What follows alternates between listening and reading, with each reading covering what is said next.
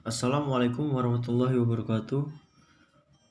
Perkenalkan, nama saya Reza Gita Gurah Ginting dari kelas 3A dengan NIM 1903-1042. Saya akan berpresentasi yang mengenai presentasi ilmiah. Presentasi ilmiah merupakan kegiatan yang selalu dilakukan dalam kehidupan dunia ilmu. Kegiatan presentasi itu bermanfaat untuk penyebaran informasi ilmiah, baik informasi penelitian dengan mempergunakan rujukan yang terpercaya maupun informasi pengetahuan penerapan yang bersifat ilmiah populer. Presentasi seperti itu lebih banyak yang dilakukan oleh mahasiswa yang sedang menjalani kuliah. Para mahasiswa tersebut selalu berhubungan dengan dunia penelitian dan pencarian data yang memerlukan presentasi. Oleh sebab itu, presentasi ilmiah bagi mahasiswa merupakan kebutuhan pokok. A. Pengertian presentasi ilmiah. Presentasi ilmiah adalah penyajian karya tulis atau karya ilmiah seseorang di depan forum undangan atau peserta. Kehadiran undangan atau peserta bermanfaat untuk mengikuti penyajian tersebut secara aktif dengan lisan dalam jangka waktu yang tersedia. Agar presentasi dapat berjalan secara efektif, ada beberapa kiat yang perlu diperhitungkan. Kiat yang dimaksud itu adalah hal-hal sebagai berikut. Yang pertama, menarik minat dan perhatian peserta. Yang kedua, mengarahkan perhatian peserta. Yang ketiga, mempertahankan minat dan perhatian peserta. Yang keempat, menjaga kefokusan masalah yang tetap. Dan yang kelima, menjaga etika atau kode etik presentasi. B. Tata tertib dan etika presentasi ilmiah. Presentasi ilmiah merupakan wahana bagi ilmuwan dan akademi dari berbagai disiplin ilmu untuk saling bertukar pendapat atau informasi sebagai hasil penelitian. Dalam forum itu diperlukan berbagai unsur. Unsur yang harus ada dalam presentasi itu adalah penyaji, pemandu, pencatat, dan peserta. Setiap unsur itu mempunyai fungsinya masing-masing sesuai dengan namanya. Penyaji atau pemakalah berfungsi sebagai orang yang menyampaikan isi makalah.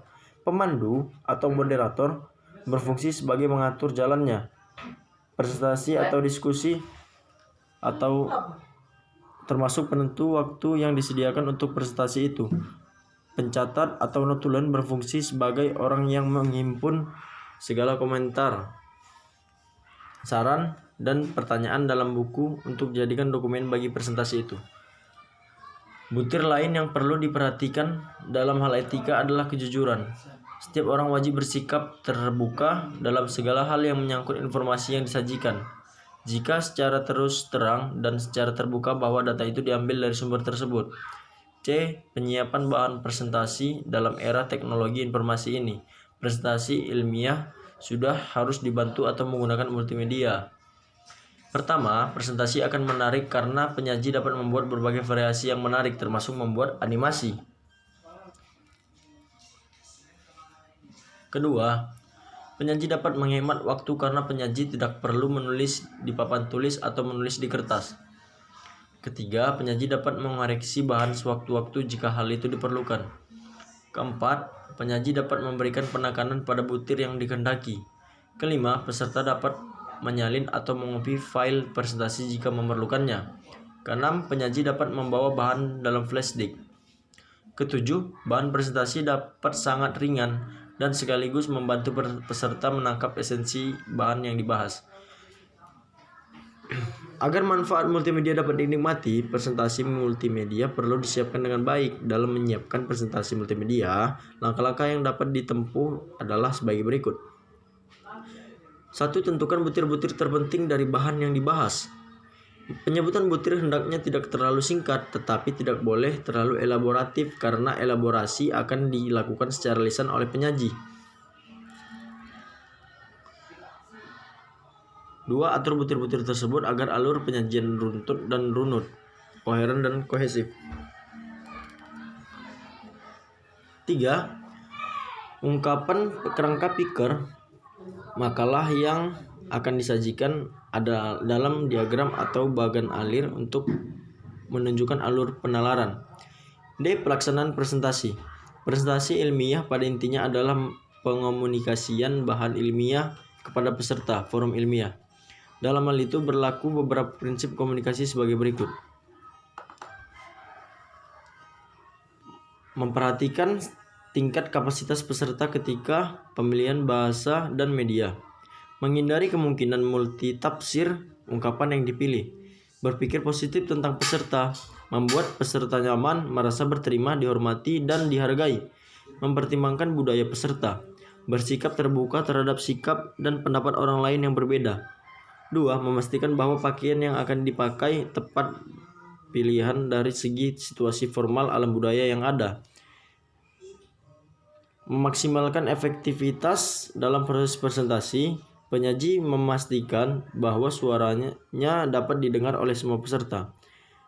Penyaji memastikan bahwa penyaji dapat melihat semua peserta. Penyaji berusaha untuk menjadi penyimak atau pendengar yang baik.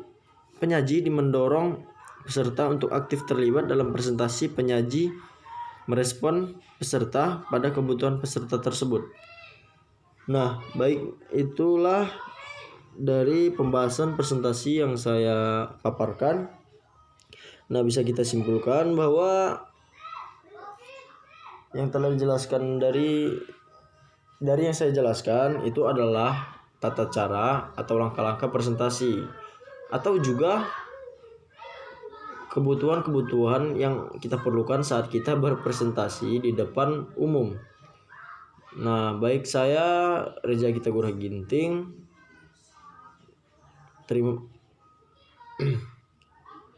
Mungkin ini saja yang dapat saya sampaikan. Terima kasih.